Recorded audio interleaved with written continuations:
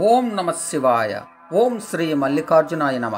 శ్రీశైలంలో మల్లికార్జున స్వామి గుడి నుండి శిఖరేశ్వరునికి వెళ్ళే దారిలో మొట్టమొదటిగా మనకు సాక్షి గణపతి ఆలయం కనిపిస్తుంది. ఈ సాక్షి గణపతి అని ఎందుకు పేరు వచ్చిందంటే, మనం శ్రీశైలం చూసినట్లు ఈ గణపతి మనకు కైలాసంలో సాక్ష్యం చెప్పునని ఈ గణపతికి సాక్షి గణపతి పేరు వచ్చింది. ఇది రెండవ ప్లేస్ అటకేశ్వరం వెళ్ళే దారి. ఇదే ఆ అటకేశ్వర స్వామి గుడి. ఇదే ఆ స్వామి యొక్క లింగం. ఇది మహాబిల్వ వృక్షం. ఈ వృక్షానికి మొక్కితే సంతానం కలుగునని విశ్వాసం. పూర్వం కుమ్మరి కేశప్ప ఇక్కడే తన కుండల అమ్మి శ్రీశైలంకు వచ్చిన భక్తులకు అన్నదానం చేసేవారు. దీన్ని చూసి కొంతమంది అసూయత ఆయన కుండలను పగలగొట్టారు. శివరాత్రి ముందు ఈ విధంగా జరగడం చూసి దిగులుతో ఉన్న కేశప్పకు ఆ కుండ పెంకుల్లో శివుడు బంగారు వర్ణంలో లింగాకారంలో ఉద్భవించి తను తిరిగి అన్నదానము చేయించడానికి ఆ కుండల్లో ఆహార పదార్థం ఆ మహాశివుడు సృష్టించాడు. కాబట్టి ఆ మహాత్మ్యం ఇక్కడే జరిగింది. కాబట్టి ఈ ప్రాంతానికి అటకేశ్వరం అని పేరు వచ్చిందని చెప్పుకుంటారు. ఇది శ్రీ లలితాదేవి పీఠానికి దారి. సుబ్రహ్మణ్య స్వాముల వారు. ఇదే శ్రీ లలితాదేవి గుడి. ఇది శ్రీ లలితాదేవి యొక్క నిజరూపం. చూశారు కదా ఆ తల్లి దివ్య స్వరూపం.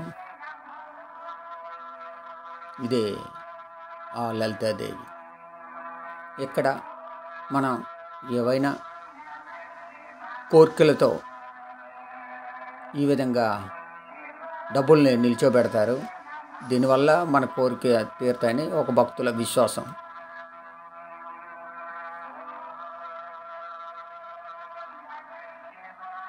చూశారు కదా నాణేలు ఏ విధంగా నిల్చోబెట్టారు.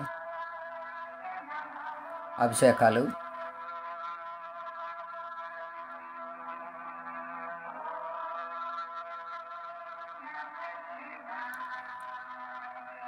హోమం,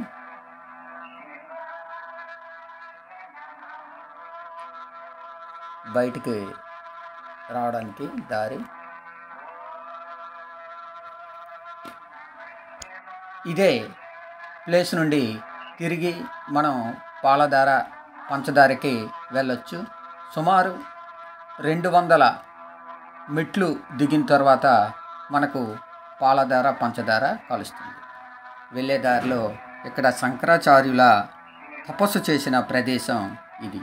ఇక్కడే శంకరాచార్యుల వారు శివానంద లహరి రాశారని, భ్రమరాంబక దేవిని ప్రత్యక్ష దైవాన్ని చూశారని అంటారు.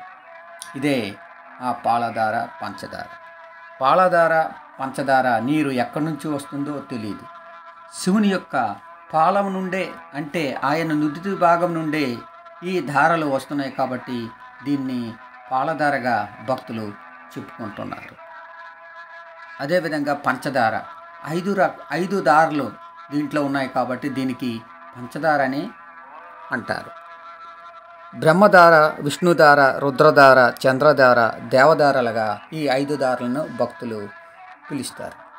ఇక్కడే ఒక మంచి జలపాతం ఉంది. చూసారు కదా ఈ జలపాతం ఎంత అందంగా ఉందో.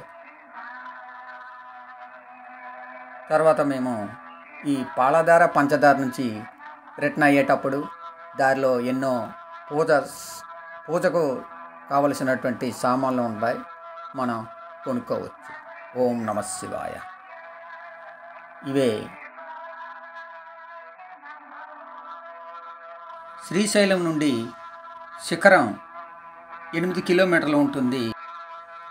తర్వాత శిఖరేశ్వరానికి దారి. శిఖరేశ్వరం వెళ్ళేటప్పుడు ఇక్కడ మొదట మనం 20 రూపాయలు టికెట్స్ తీసుకోవాలి. టికెట్స్ తీసుకున్నాక మనం ఈ మెట్ల గుండా ఈ సుమారు 150 మెట్లు ఉంటాయి. ఈ మెట్లెక్కి మనం శిఖరానికి వెళ్ళాలి.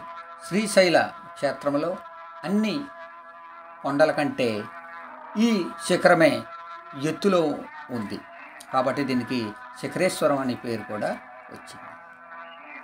మనం శిఖరం పైకి వెళ్ళిన తర్వాత ఆ మల్లికార్జున స్వామి యొక్క గుడి గోపుర శిఖరం చాలా కిందన కనిపిస్తుంది. ఈ విధంగా భక్తులు క్యూ లైన్లో వెళ్ళి అక్కడ శిఖర దర్శనం చేస్తారు.